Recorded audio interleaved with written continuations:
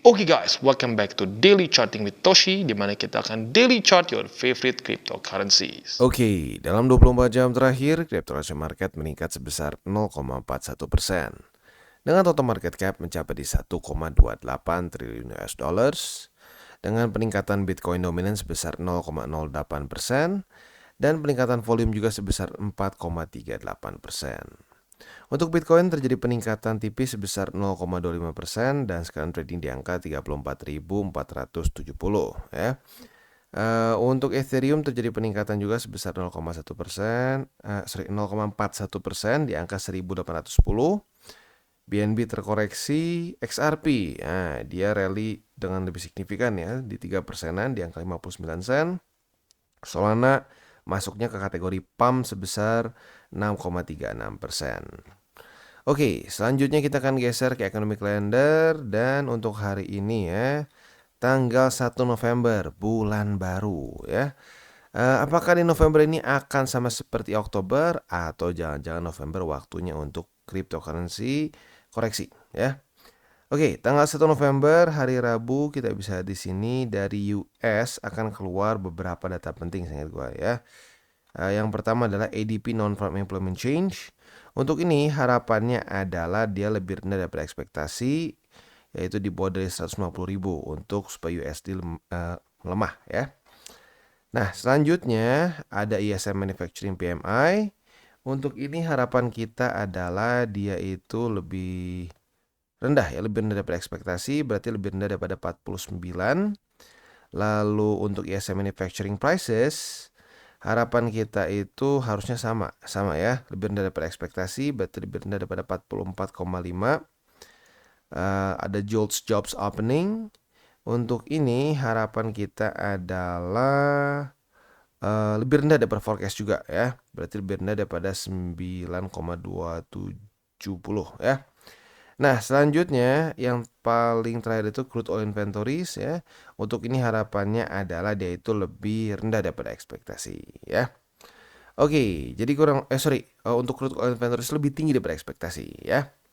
Jadi kurang lebih seperti itu untuk hari ini padat jadwalnya. Ada 5 data penting dari US yang siap menggoncang markets. Nah, selanjutnya untuk besok kita coba intip tanggal 2 November ada yang penting atau enggak. Dan ternyata nanti subuh ya, memang hari ini cukup sibuk sama besok ya. Akan keluar FOMC statement dan juga the Fed's interest rate decision dan juga the Fed's conference atau FOMC ya. Jadi hari ini dan besok ya, besok subuh lah ya, akan ada pergerakan yang signifikan harusnya ya. Nah, untuk interest rate decision tentunya harapan kita adalah dia itu lebih rendah daripada forecast. Begitu ya. Statementnya harapan kita tentunya adalah supaya dia lebih dovish ya. Semoga saja Jerome Powell menyatakan kata-kata seperti inflasi sudah mulai terkontrol. Kata-kata seperti mungkin dalam beberapa bulan ke depan kita akan melakukan QE dan seterusnya. Kalau itu bisa terjadi, nah itu indeks dolar akan cenderung drop dengan signifikan ya. Nah, lebih malamnya lagi akan keluar initial jobless claim. Udah ya. Jadi bisa dibilang untuk hari ini dan besok cukup padat ya. Buat lo yang pengen nonton apakah akan terjadi volatilitas atau tidak, ini semua akan keluar jam 1 sampai setengah 2 subuh ya. Untuk semua yang berhubungan dengan FOMC dan the Feds. Oke. Selanjutnya kita akan geser ke news. Dan Bitcoin atau lebih tepatnya white paper dari Bitcoin sekarang officially sudah berumur 15 tahun. Ya, nggak kerasa. Dia itu dari 2008 ya. Yes, benar ya, tanggal 31 Oktober 2008. Lebih tepatnya ini kemarin sih ya. Tapi nggak apa ya, kita bahas hari ini. Nah, jadi apa namanya? Udah 15 tahun dan apa namanya? Yang unik juga nih ya. White paper itu hanya si white paper dari Bitcoin ini hanya 9 pages saja, lebih pendek daripada Magna Carta dan apa namanya nggak ada yang sampai sekarang nggak ada yang tahu siapa yang buat white papernya. Ya orang tahu Satoshi Nakamoto tapi itu pseudonym, nggak ada yang tahu siapa dia sebenarnya ya. Dan juga yang unik dari sini adalah kata Bitcoin ini hanya 2 kali keluar di white paper ya. Satoshi Nakamoto justru dulu lebih sering menyebutnya sebagai electronic cash atau netcoin ya, which is quite strange ya. Jadi lebih banyak disebutnya electronic cash atau netcoin. Oke, jadi kurang lebih seperti itu. Selanjutnya kita akan geser ke analisa di Twitter. Untuk ini ngomongin apa sih?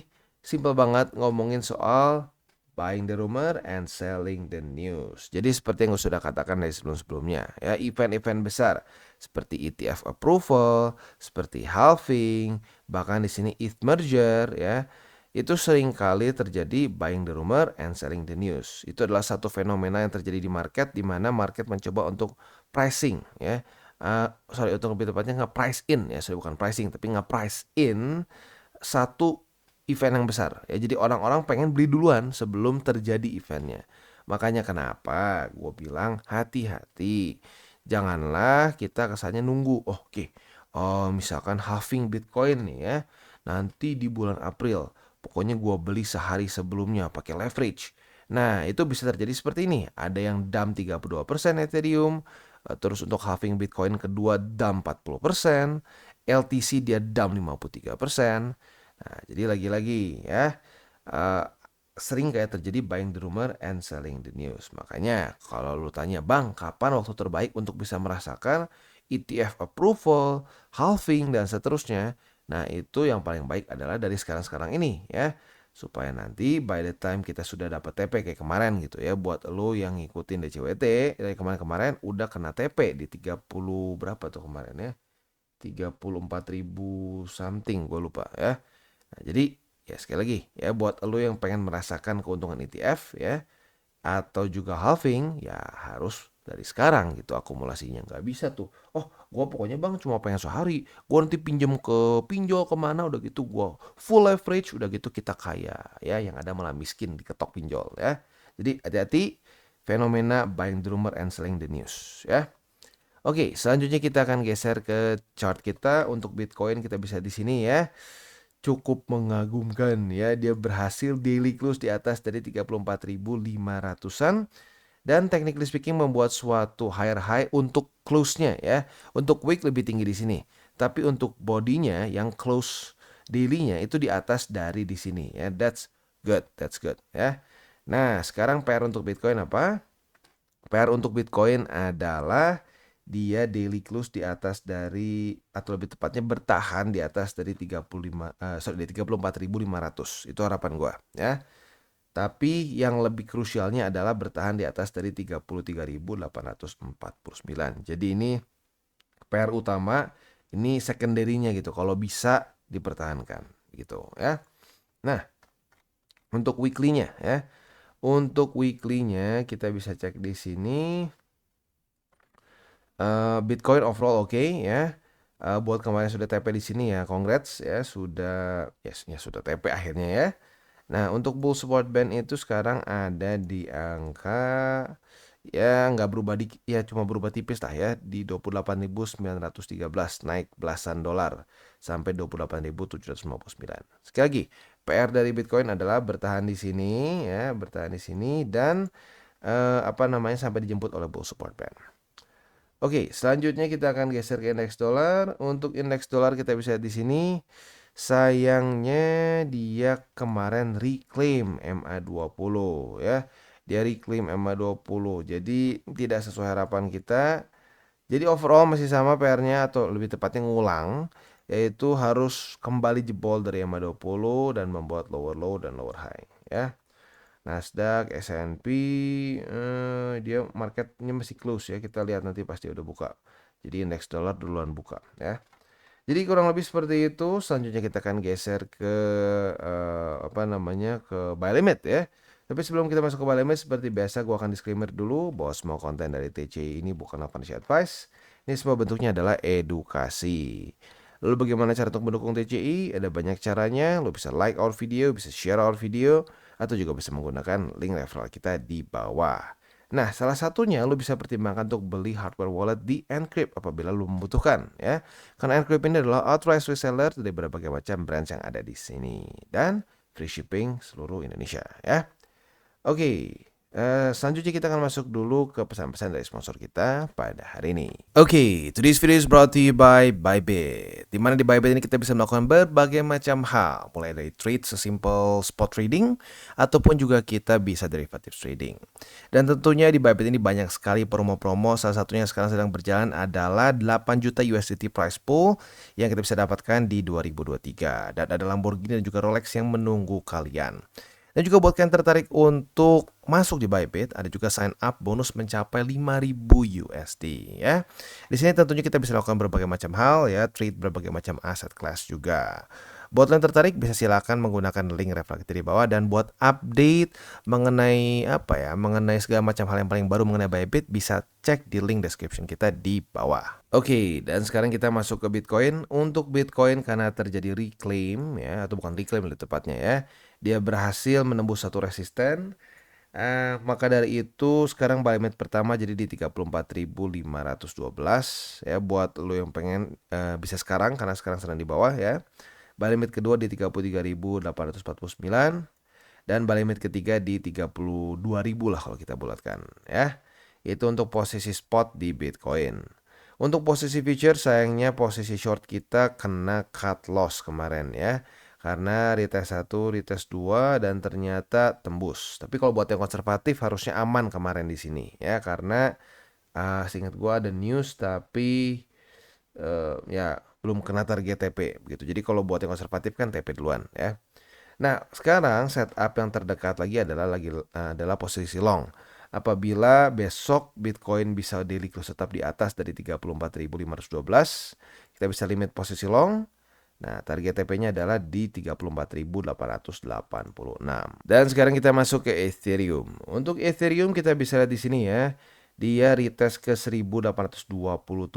Artinya apa? Posisi long kita kena target TP ya. Nah, buat lo yang pasang ya otomatis kena, tapi kita sekarang bahas dulu posisi spotnya dulu. Buy limit pertama 1780, buy limit kedua di 1705, dan buy limit ketiga di 1660. Untuk posisi long kita berarti kita itu dapat profit sebesar ya not bad lah 2,66%. Nah, untuk sekarang setup yang lumayan dekat lagi adalah posisi short apabila hari ini atau lebih tepat jam 7 pagi besok daily close masih di bawah dari 1827. Udah gitu dia langsung retest kedua. Kita bisa buka posisi short dengan target TP kita di 1780. Dan sekarang kita masuk ke XRP. Untuk XRP dia berhasil tembus 59 sen ya. Artinya ini ada buy limit baru ya. Buy limit pertama jadi 59 sen, buy limit kedua di 56 sen, dan buy limit ketiga di 54 sen. Buat kemarin yang pasang buy limit pertama di sini sudah profit ya. Profitnya nggak main-main nih, udah 5,36% ya. Nah, untuk posisi futuresnya, sayangnya kemarin kita masih belum dapat posisi long ya. Dan hari ini karena dia reclaim, kita lihat sampai besok jam 7 pagi apakah daily close dari XRP di atas atau di bawah. Kalau di bawah dari 59 sen, maka kita bisa pertimbangkan untuk buka posisi short apabila terjadi retest 1, retest 2 di 59 sen sebagai resisten dengan target TP di 56 sen. Untuk posisi longnya tinggal kita balik logikanya. Retest 1, retest 2 di 56 sen, kita bisa buka posisi long dengan target TP kita di 59 sen. Dan selanjutnya kita geser ke Cardano. Untuk Cardano kita bisa di sini MA200 sepertinya menjadi resisten yang cukup kuat untuk Cardano sehingga dia tembus 29 sen. Artinya buy limit pertama tembus.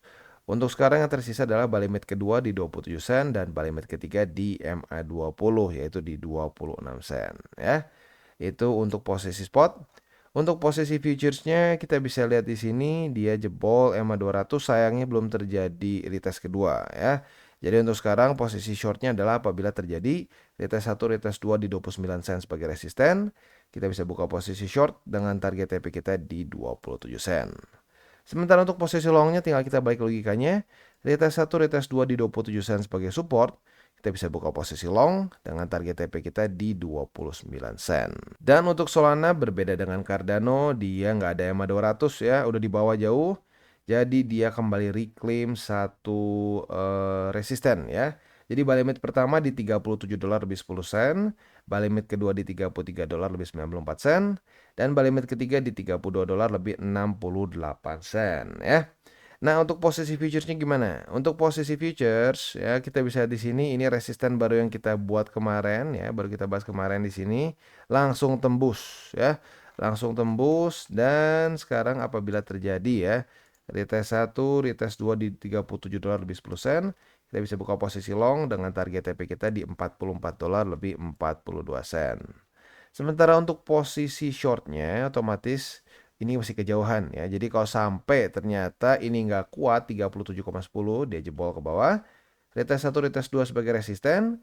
Kita bisa buka posisi short dengan target TP di $33 lebih 94 sen ya.